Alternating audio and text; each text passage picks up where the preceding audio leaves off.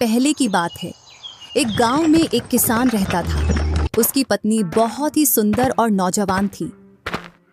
मेरी तो किस्मत ही खराब है जो मेरी शादी इस किसान से कराई। मेरे घर वालों की मति मरी गई थी। किसान उसकी बीवी की सारी बातों को सुनमान सुनता रहता, लेकिन वह जवाब नहीं दे पाता। जो भी व्यक्ति उसकी पत्नी को देखता तो वह हक्का बक्का रह जाता। किस्मत हो तो इस किसान के जैसी हो। कितनी सुंदर बहू मिली है, और एक हम हैं जो हमारी बहू को एक बार देख लें तो उसको 2 दिन तक देखने की इच्छा ही नहीं होती। क्या करें, मजबूरी है, देखना तो पड़ेगा, नहीं तो खाना नहीं मिलेगा।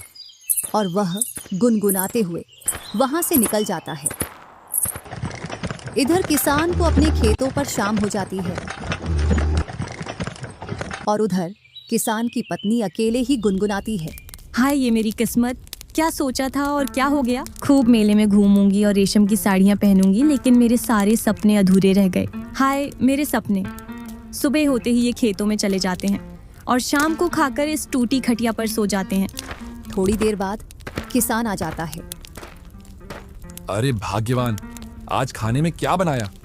आज तो जोरों की भूख लगी है, और मेरे लिए थोड़ी सी चटनी बना देना। पत्नी छिड़कर किसान से बोलती है। हाँ, पहले से ही बनाकर रखी है, और कुछ बना दूं महाराज आपके लिए। अपनी पत्नी के पास जाकर बोलता है। तुम कैसी बात कर रही हो? तुम ही मेरे लिए सब कुछ हो। मुझे तुम्हारे अलावा और कुछ नहीं चाहिए, मेरी बुलबुल। कैसी बुलबुल? इस बुलबुल को तो आपने पिंजरे में बंद करके रख रखा है, कहीं घुमाने के लिए नहीं ले जाते, और मुझे बुलबुल बोल रहे हो।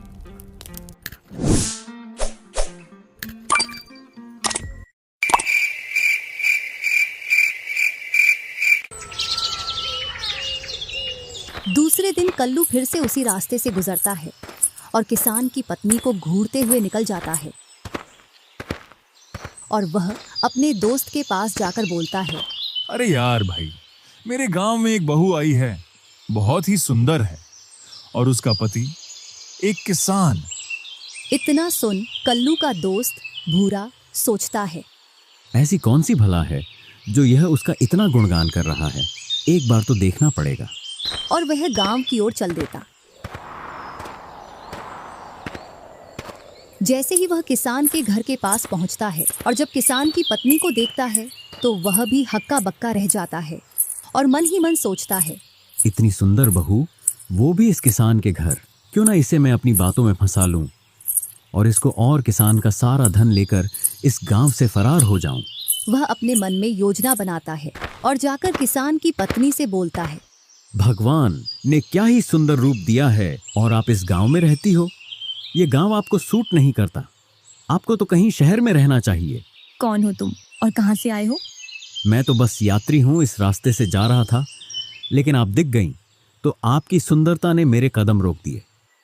चांद को बादलों में छिप कर रहना नहीं चाहिए। तुम तो किसी राजा की पट्टारानी बनने लायक हो। आप झूठ बोल रहे हो। मैं तो बस एक किसान की पत्नी हूँ और मैं अपने घर में खुश हूँ। भूरा बहुत कोशिश करता, लेकिन उसकी उस दिन दाल गल नहीं पाती और वह वहां से चला जाता है। थोड़ी देर बाद किसान अपने घर आ जाता है। आप ना मुझे कहीं घुमाने के लिए नहीं ले जाते हो। अगर ऐसा ही चलता रहा ना तो मैं किसी दिन किसी गांव के लड़के के साथ भाग जाऊंगी। अरे भाग्यवान, ऐसा ना बोल। बस फसल आ जाए, फिर तुझे राज्य का सबसे बड़ा मेला घुमा कर लाऊंगा।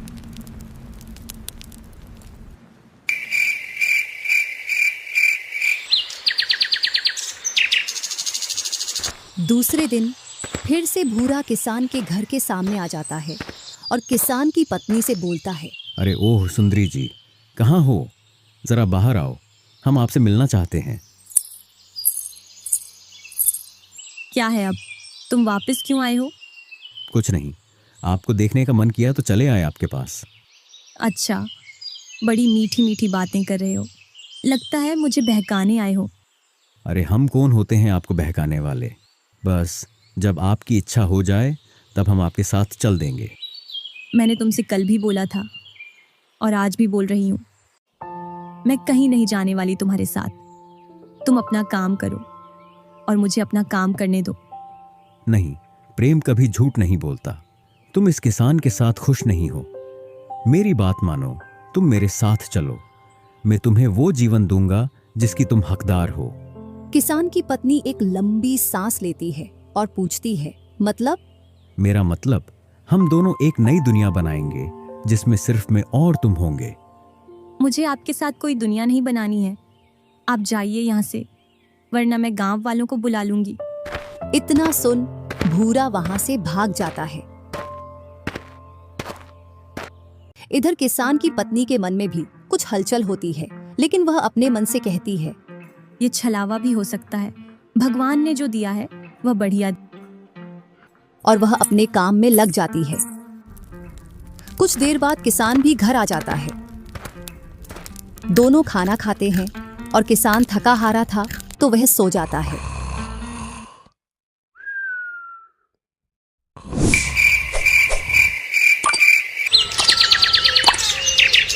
ऐसे ही कुछ दिन बीतते गए। किसान जब अपने खेतों पर चला जाता, तब भूरा किसान के घर के सामने आकर खड़ा हो जाता और किसान की पत्नी को नई नई चीजें लाकर देता, जिससे किसान की पत्नी उसके बहकावे में आ जाती है और दोनों एक दिन उस गांव से भागकर कहीं दूर शहर में बसने की सलाह बनाते हैं।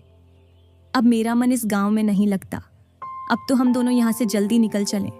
हाँ जरूर, तुम ना मुझे कल गांव के बाहर मिलो। हम दोनों वहीं से शहर की ओर निकल चलेंगे, इस गांव को हमेशा के लिए छोड़कर। हाँ बिल्कुल, मैं तुम्हें सुबह के समय वहाँ मिल जाऊंगी जब किसान अपने खेतों पर चला जाएगा। अरे अभी तुम्हारा पति फसल बेचकर आया है ना, तो एक काम करना, तुम उस फसल के पैसे और तुम्हारे सारे गहने एक पोटरी में बांध कर ले आना, क्योंकि अभी कुछ समय के लिए वह पैसे अपने खर्चे पानी के लिए हो जाएंगे। हाँ। किसान की पत्नी उससे हाँ बोल देती है और वह अपनी तैयारी में लग जाती है। किसान के सारे पैसे और उसके सारे गहने बांधकर रख लेती है।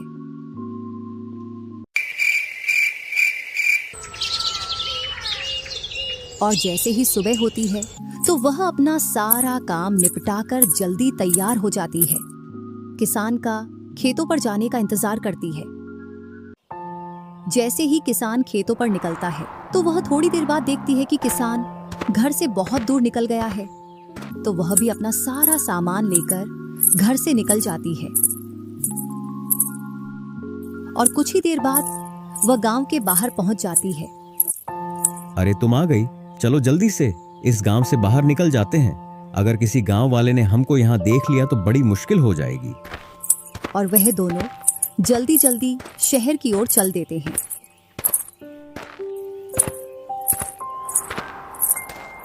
जैसे ही वह गांव से थोड़ी दूर पहुंचते हैं तो रास्ते में एक बड़ी नदी पड़ जाती है।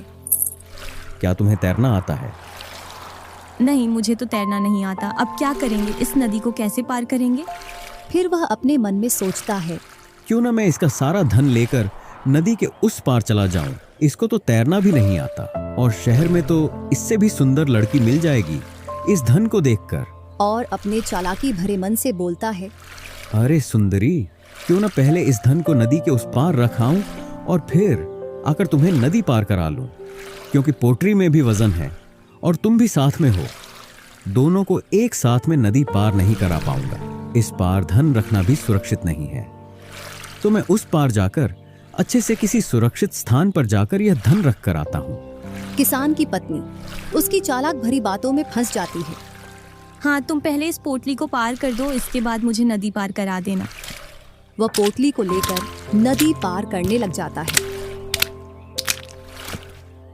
और भूरा नदी पार करके उस पोटली को लेकर अकेला ही शहर की ओर चल देता है और बोलता है, इसके जैसी एक दो मूर्ख औरत और मिल जाएं तो जिंदगी आराम से कट जाएगी। कितना सारा धन है। चल भाई चल भूरा, शहर में मजे करेंगे।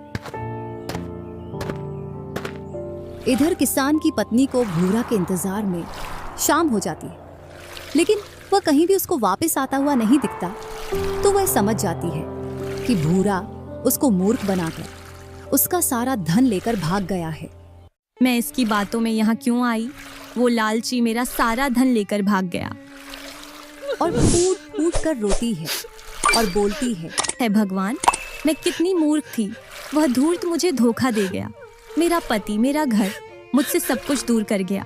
क्यों ना इस नदी में कूदकर अपनी जान दे दूं, क्योंकि अब तो मैं कहीं मुंह दिखाने लायक नहीं बची। जैसे ही वह नदी में कूदने के लिए खड़ी होती है तो उसकी निगाह एक लकड़ भग्गी पर पड़ती है जो अपने मुंह में एक मांस का टुकड़ा दबाए आ रही है। और उस लकड़ भग्गी की निगाह एक बड़ी मछली पर चली जाती है तो वह उस मछली का पीछा करती है।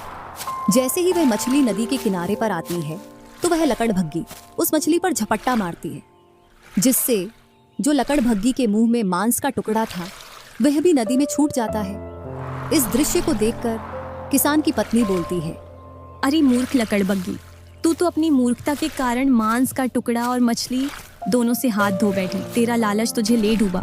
तभी लकड़ भग्गी उससे बोलती है, ओह मूर्खों की रानी, तूने मुझे मूर्ख कहा।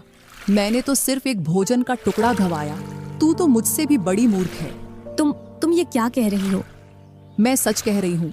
तूने एक प्यार करने वाला सरल पति छोड़ दिया जिसके पास तू सुरक्षित थी। तूने एक अज्ञात प्रेमी के लालच में अपना घर, संसार और धन दौलत सब गंवा दिया।